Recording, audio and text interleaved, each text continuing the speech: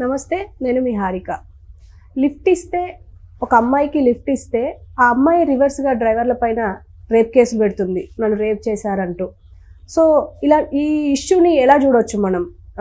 మనతో పాటు senior journalist దాము బాలాజీ గారు ఉన్నారు, ఆయన అడిగి తెలుసుకుందాం. నమస్తే సార్. నమస్తే సార్, చెప్పండి.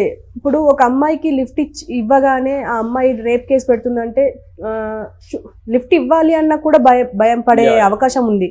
అంటే ఇప్పుడు ఏదైనా సిచ్యువేషన్ అంటే భయం, ఇప్పుడు ఏదైనా ఇంపార్టెంట్ సిచ్యువేషన్, అవసరమైన సిచ్యువేషన్స్, హాస్పిటలే కానీ ఏదైనా ఇంపార్టెంట్ విషయానికి వెళ్తున్నప్పుడు ఇలా లిఫ్ట్ ఇవ్వకుండా చేస్తుంది ఆ అమ్మాయి, దాన్ని మనం ఎలా చూడొచ్చు అంటారు? అసలు ప్రత్యేకంగా ముందు అసలు ఈ అమ్మాయి ఏందని చూసుకున్నప్పుడు, ఈ అమ్మాయి పేరు సయీదా నయీమా సుల్తానా, 32 ఏళ్ళు. ఈ అమ్మాయి ఏం చేస్తుందంటే గత కొంతకాలంగా అక్కడక్కడ సెంటర్స్లో నిలబడడం, లిఫ్ట్ అడగడం, ముఖానికి స్కార్ఫ్ అది వేసుకుంటుంది. నిలబడి కార్లో వెళ్ళే అబ్బాయిలు ఉన్న కార్లో డ్రైవర్గా ఎవరైతే అబ్బాయిలు ఉంటారో యంగ్గా వాళ్ళని మాత్రం లిఫ్ట్ అడుగుతుంది. సో లిఫ్ట్ ఇచ్చిన తర్వాత కొంత దూరం పోయినాక ఆమె గొడవ చేయడం మొదలుపెడుతుంది. ఫస్ట్ ఏమో నేను సాఫ్ట్వేర్ ఇంజనీర్, తీయగా మాటలు కలపడం, వాళ్ళు కూడా సరదాగా మాట్లాడడం. జనరల్గా అబ్బాయిలకు కూడా ఎలా ఉంటుందంటే, ఎవరో యంగ్ అమ్మాయి కారు ఎక్కింది, సరదాగా ఏమన్నా ట్రై చేయొచ్చా అన్నట్టుగా వాళ్ళకి ఉంటుంది. సో ఈ అమ్మాయి కూడా అటువంటి అభిప్రాయం కలగజేస్తుంది, చాలా క్లోజ్గా మూవ్ అవుతున్నట్టు అలాగా. దాంతో అవగానే సడన్గా ప్లేట్ ఫిరాయించి, ఇట్లా మీరు ఇప్పుడు నువ్వు నన్ను రేప్ చేస్తున్నట్టు, నేను రేప్ చేయబోయినట్టు చెప్పేస్తాను, నువ్వు డబ్బులు ఇకపోతే అని చెప్పి మినిమం 5,000 ఆ అమ్మాయిది మినిమం డిమాండ్. ఆ కారు దాన్ని బట్టి ఆ అమ్మాయి అంచనా వేసుకొని ఎంత అడగాలో అడుగుతుంది. అంటే BMW అయితే ఒక రేటు, మారుతి షిఫ్ట్ అయితే ఒక రేటు, ఇలాగా.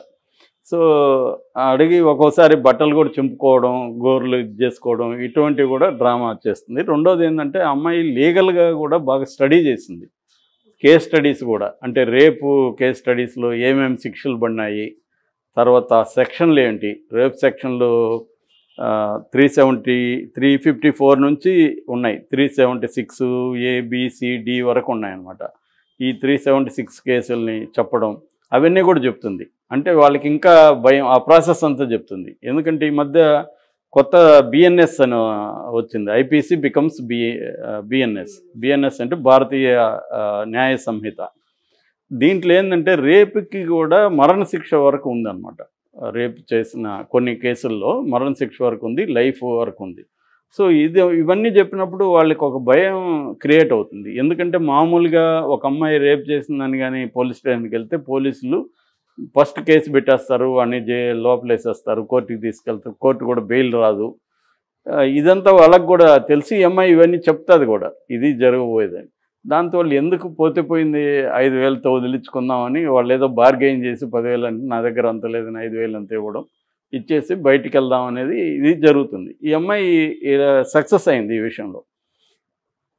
సక్సెస్ అయితే ఈ అమ్మాయి బ్యాడ్ లక్ ఏమంటే, నిన్న ఒక పరమానంద అనే ఒక డ్రైవర్ని, క్యాబ్ డ్రైవర్ అతన్ని లిఫ్ట్ అడిగింది. ఎక్కడ జూబిలీ చెక్ పోస్ట్లో, ఇక్కడ బ్రహ్మానందరెడ్డి పార్క్ వరకు అడిగింది. సో ఇచ్చిన తర్వాత పార్క్ దగ్గరికి రాగానే సేమ్ ఇలాగే స్టార్ట్ చేసింది. అతను ఒక్కసారిగా షాక్ అయిపోయాడు. అతనికి ఒకసారి మైండ్ పనిచేయలేదు, బ్లాంక్ అయిపోయింది. ఎందుకంటే ఊహించలేదు ఇది, ఈ ట్విస్ట్. దాంతో ఒకసారిగా అతను కాసేపు సంభాలించుకున్నాడు, ఏం చేయాలని అతను ఆలోచించాడు. సో ఆలోచించి అతను ఇమీడియట్గా యూటర్న్ తీసుకొని జూబ్లీ హిల్స్ పోలీస్ స్టేషన్కి కారు బానిచ్చాడు. అయితే ఈ మధ్యలో అతను చేసింది ఏంటంటే, తన దగ్గరున్న వాయిస్ రికార్డర్ ఆన్ చేశాడు. సో ఆన్ చేసి ఈ అమ్మాయితో, నేను నిన్నేం చేయలేదు కదా, నువ్వు ఎందుకు ఇలా చేస్తున్నావు అని, నేను చేసినట్టు చెప్తాను, ఇవన్నీ రికార్డ్ అయింది దాంట్లో. అంటే అతను సమయస్ఫూర్తి అతను ఆలోచించాడు, పోలీసుల్ని నమ్మించాలంటే మనం చెప్తే నమ్మరు కదా అనేది కూడా అతను ఆలోచించి అది రికార్డ్ చేశాడు. దాంతో పోలీస్ స్టేషన్కి వెళ్ళాడు. సో ఇదొకటి. రెండవది ఏంటంటే, అతని లక్, అక్కడ ఒక CI రవీంద్ర ప్రసాద్ అని ఉన్నాడు. ఆ CIకి ఈ అమ్మాయి తెలుసు. ఈ అమ్మాయికి గతంలో ఈ అమ్మాయి మీద కేసు పెట్టారు, ఎక్కడ మాదాపూర్ పోలీస్ స్టేషన్. అప్పుడు ఈయన అక్కడ CIగా ఉన్నాడు. సో ఆయన గుర్తుపట్టేశాడు ఈ అమ్మాయిని. లేకపోతే డ్రైవర్ కొంత ఇబ్బంది అయ్యిండేది. సో ఆయన గుర్తుపట్టేయడం వల్ల డ్రైవర్కి కొంచెం మేలైంది. ఎక్స్ప్లెనేషన్ ఎక్కువ ఇచ్చుకోవాల్సిన అవసరం లేకుండా చేసింది. ఎందుకంటే ఆ సిఐకి తెలుసు ఆల్రెడీ ఈ అమ్మాయి మీద 17 కేసులు ఉన్నాయి, హైదరాబాద్ 17 కేసులు ఉన్నాయి. సో ఆ సిఐకి ఐడియా ఉందన్నమాట. దాంతో ఆ సిఐ అవన్నీ ఓపెన్ చేసి ఈ అమ్మాయి పేరు అవంతా ఓపెన్ చేసేసరికి ఆ కేసులన్నీ బయటకు వచ్చాయి. ఇప్పుడు ఎందుకంటే నెట్వర్కింగ్ బాగుంది పోలీసుల, వాళ్ళకి సాఫ్ట్వేర్లు కానీ అడ్వాన్స్డ్గా ఉన్నాయి. ఈవెన్ ఫేషియల్ రికగ్నిషన్ సాఫ్ట్వేర్లు అన్నీ కూడా ఉన్నాయి హైదరాబాద్లో. అందుకని కొట్టగానే మొత్తం కేసులన్నీ వచ్చేసాయి. వచ్చేసిన తర్వాత ఇంకా అమ్మాయి కూడా ఏమి డిఫెన్స్ ఆర్గ్యూ చేయడానికి లేదు. ఇప్పుడు రివర్స్లో ఆ అమ్మాయి మీద కేసు పెట్టారు 389. అదేంటంటే ఎక్స్టార్షన్, ఒక నేరంలో నేను ఇరికిస్తానని ఎవరినన్నా భయపెట్టి ఎక్స్టార్షన్, డబ్బులు ఎక్స్టార్షన్ చేస్తే 389 సెక్షన్ కింద కేసు పెట్టచ్చు. దాని కింద 10 ఏళ్ళ వరకు ఈ అమ్మాయికి శిక్ష పడే అవకాశం ఉంది. బట్ బెయిలబుల్ ఇది. అంటే ఈ అమ్మాయిని ఆయన అనుకోవడం ఇదంతా కూడా అమ్మాయి రీసెర్చ్ చేసి ఉంటుంది. ఒకవేళ నేను దొరికితే ఏ సెక్షన్ కింద పెడతారు, పెడితే నేను ఏం చేయాలో కూడా ఈ అమ్మాయికి ఐడియా ఉంటుంది. ఎందుకంటే 17 కేసులు కదా. అంటే ఇన్ని సెక్షన్లు ఆలోచించుకున్నామే, నేను ఎలా బయటికి అది కూడా ఉంటుంది, ఆ అమ్మాయికి క్లారిటీ ఉంటుంది. ఎందుకంటే ఆమె బాగా స్టడీ చేసింది, సాఫ్ట్వేర్ కూడా ఇంజనీర్ కూడా పనిచేసినట్టుగా ఉంది. ఆ అమ్మాయి ఇవన్నీ స్టడీ చేసి అమ్మాయి కొంత మోడర్న్ క్రిమినల్గా మనం చెప్పుకోవచ్చు. అంటే ఏదో బెదిరించేద్దామని రాకుండా కొంత హోంవర్క్ బాగా చేసింది.